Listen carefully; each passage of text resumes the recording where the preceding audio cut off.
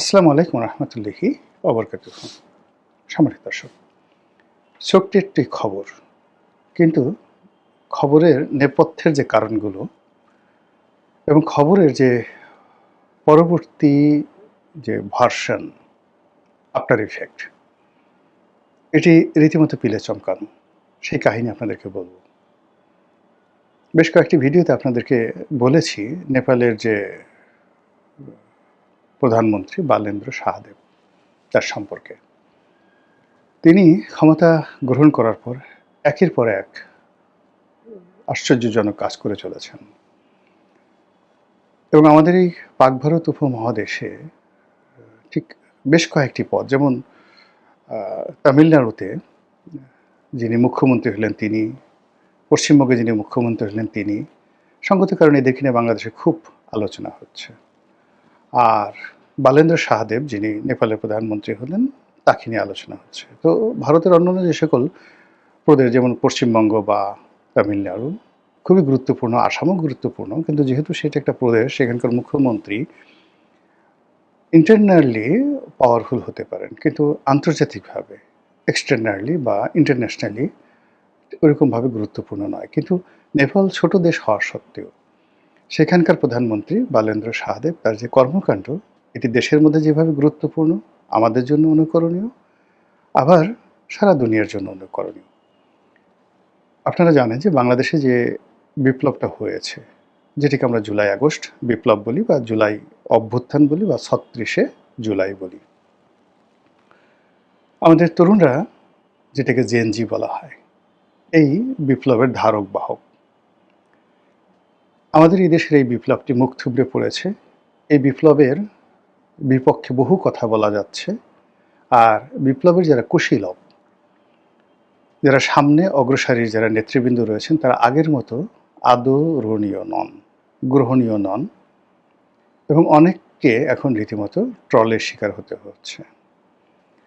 আর এদেরকে পুঁজি করে গত 18 মাসে যারা ব্যবসা করেছেন, বাণিজ্য করেছেন, নিয়োগ করেছেন, বদলি করেছেন, যারা রাষ্ট্র ক্ষমতা দখল করেছেন, তারা এখন এ জাতির সবচেয়ে কলঙ্কিত এবং ঘৃণিত ব্যক্তিতে পরিণত হয়েছেন। আগামীতে এদের যে পরিণতি কী হয়, এটি বলা যাবে না। যদিও তারা এখন চক্রান্ত আবার নতুন করে শুরু করেছেন, এটি নিয়ে আলাদা আরেকটা ভিডিও হতে পারে। কিন্তু অন্যদিকে প্রায় একই রকম বিপ্লব হয়েছে নেপালে, এবং সেই বিপ্লবের পেছনে আমেরিকার হাত ছিল। অর্থাৎ ওখানে কিন্তু মার্কিন ডিপ স্টেট মারাত্মকভাবে কাজ করেছে। আপনারা জানেন যে নেপালে ইতিপূর্বে যারা ক্ষমতায় ছিল, বারবার সেই ক্ষমতায়, মানে একই দল, সরকার পতন হয়েছে, একজনের পরিবর্তে আরেকজন, কিন্তু দল একই রকম ছিল। তো প্রধানমন্ত্রী ওলি যে সর্বশেষ ছিলেন, তারা সেই দীর্ঘ প্রায় সমসাময়িক 17-18 বছর, অর্থাৎ শেখ হাসিনা যতদিন ক্ষমতায় ছিলেন ঠিক ওই সময়টিতে তারা ক্ষমতায় ছিলেন। এই ক্ষমতাধর দল, তার পেছনে শক্তি হিসেবে কাজ করেছে মানে চীন।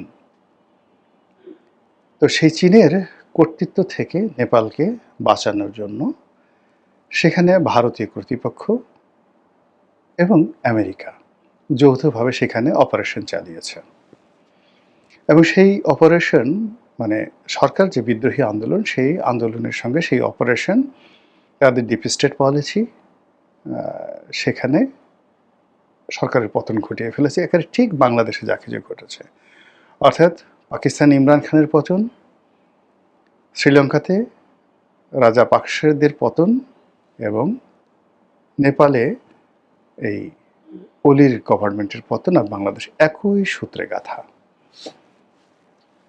তো এখানে যেটা হলো, মার্কিন ডিপ স্টেটের ফলে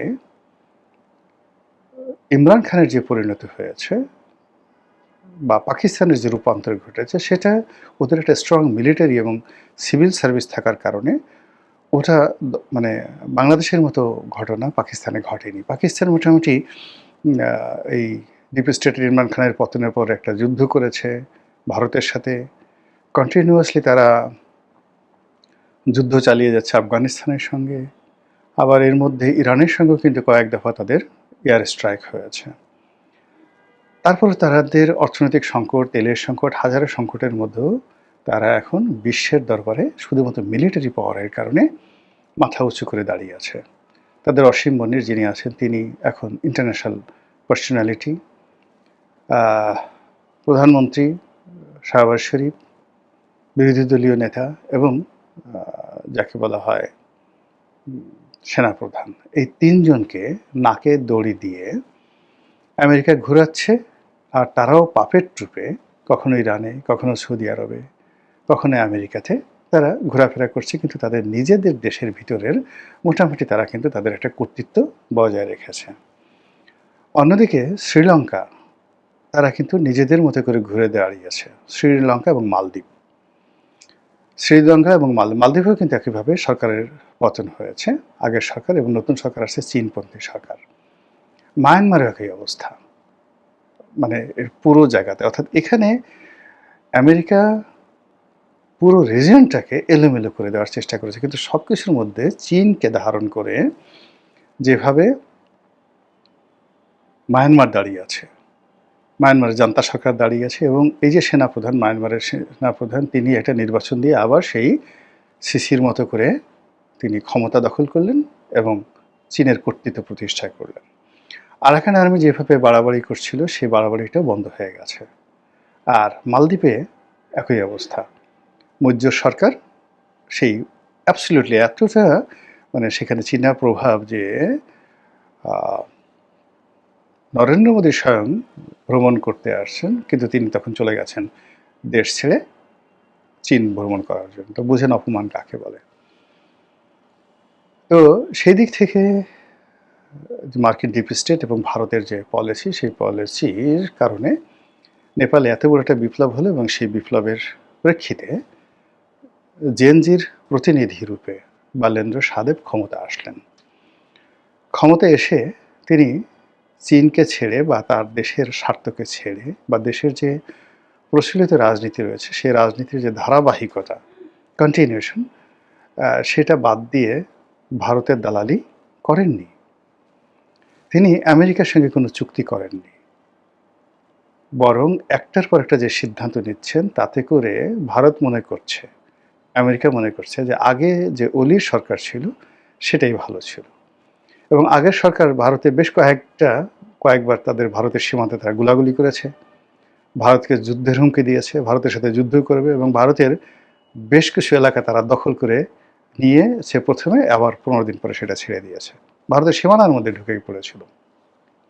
তো ভারত সেই দুঃসহ স্মৃতি থেকে বাঁচার জন্য মনে করেছে যে ইয়াংদেরকে যদি আমরা আনি, তাদেরকে দালাল বানানো যাবে, তাদেরকে টাউট বানানো যাবে, তাদেরকে বাটপার বানানো যাবে, তাদেরকে নারী লোভী বানানো যাবে, তাদেরকে যেভাবে ইচ্ছা সেভাবে ব্যবহার করা যাবে। আর আমেরিকা তো এখানে মানে তাদের যে দক্ষিণ পূর্ব এশিয়াতে ভারতের সঙ্গে তাদের অনেক বাণিজ্যিক সমস্যা আছে, রাশিয়াকে নিয়ে, ইউক্রেনকে নিয়ে, ইরানকে নিয়ে তাদের অনেক সমস্যা আছে, এটা আলাদা পার্ট। কিন্তু দক্ষিণ পূর্ব এশিয়াতে তারা যে ডিপ স্টেট পলিসি বাস্তবায়ন করতে চায় সেখানে তাদের রাইট হ্যান্ড হলো ভারত।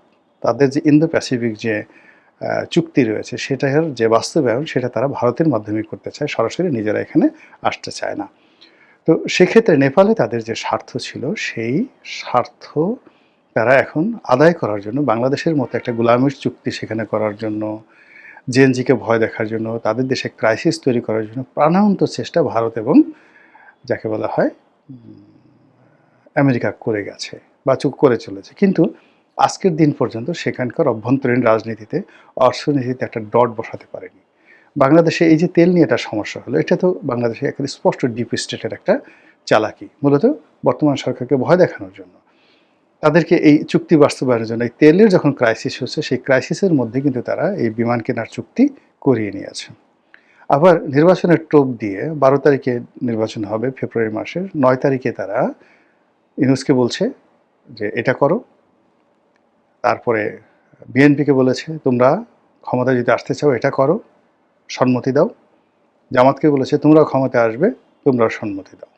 ফলে কি হচ্ছে, সবাই মানে একত্রে যেভাবে হ্যামিলনের বাঁশিওয়ালা বাঁশি বাজিয়েছিল আর শহরের ইঁদুরগুলো আর শিশুগুলো যেভাবে নদীতে ঝাঁপিয়ে পড়েছিল, আমাদের দেশেও আমরা ঠিক এইভাবে পঙ্গপালের মতো আমেরিকার যে চুল্লি, আণবিক চুল্লি, আমেরিকার যে আগ্নেয়গিরি, আমেরিকার যে নরক, সেখানে ঝাঁপিয়ে পড়ার জন্য আমরা সবাই যেখানে উদগ্রীব, কখন কার আগে ঝাঁপিয়ে পড়ব, পিপীলিকার পাখা হয় মরিবার তরে, এইরকম আমাদের সবারই পাখা হয়েছে শুধুমাত্র আমেরিকার নরকে ঝাঁপ দেওয়ার জন্য। এই যখন আমাদের অবস্থা, ঠিক সেই সময়টাতে বালেন্দ্র সাহাদেব মার্কিন রাষ্ট্রদূতকে, মার্কিন দূত, এবং সেটা যেন তেন দূত নয়, আমি আগের একটা ভিডিওতে বলেছিলাম যে তারা এখন যে তাদের সব কিছুর যে গ্লোবাল, এই যে এশিয়া রিজনের যে হেডকোয়ার্টার, যেটা একটা সময় রিয়াদে ছিল, দেন কাতারে ছিল, দুবাইতে ছিল,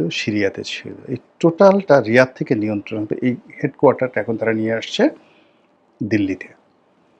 আর এই হেডকোয়ার্টারের যিনি বেসামরিক ব্যক্তি, প্রধান ব্যক্তি, তিনি হলেন ভারতে নিযুক্ত মার্কিন রাষ্ট্রদূত। এখন সেই মার্কিন রাষ্ট্রদূতের যে ক্ষমতা, এটা আমেরিকার পররাষ্ট্রমন্ত্রীর চাইতে কোনো অংশে কম নয়। এবং এখানে যিনি, যাকে নিয়োগ দেওয়া হয়েছে, মিস্টার গোর, তিনি মিস্টার ডোনাল্ড ট্রাম্পের ব্যক্তিগত ঘনিষ্ঠ বন্ধু, বিজনেস পার্টনার, তাকে করা হয়েছে ভারতের রাষ্ট্রদূত। তো বুঝেন যে এই রাষ্ট্রদূত মিন্স ডোনাল্ড ট্রাম্প, এই রাষ্ট্রদূত মিন্স আমেরিকার পররাষ্ট্রমন্ত্রী, এই রাষ্ট্রদূত মানে আমেরিকার মান সম্মান। সেই রাষ্ট্রদূত গেছেন নেপালে দেখা করার জন্য বালেন্দ্র সাহাদেবের সঙ্গে। তো সেখানে প্রোটোকলে হয়তো পররাষ্ট্রমন্ত্রী দেখা করেছেন, অন্যান্য পররাষ্ট্র মন্ত্রণালয়ের কর্মকর্তা দেখা করেছেন, কিন্তু কোনো অবস্থাতেই বালেন্দ্র সাহাদেব দেখা করেননি। তিনি বলেছেন যে যাকে বলা হয়, তিনি তার সমপর্যায়ের সরকার প্রধান অথবা রাষ্ট্রপ্রধান ছাড়া কারোর সঙ্গে দেখা করবেন না।